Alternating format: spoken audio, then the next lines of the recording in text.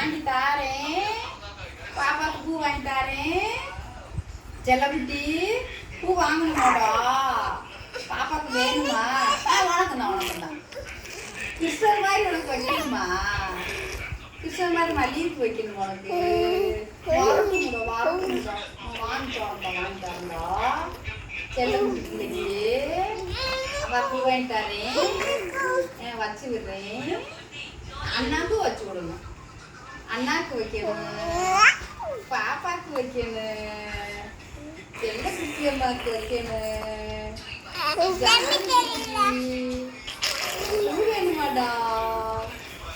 முடி நிறைய இருக்காடா உங்களுக்கு?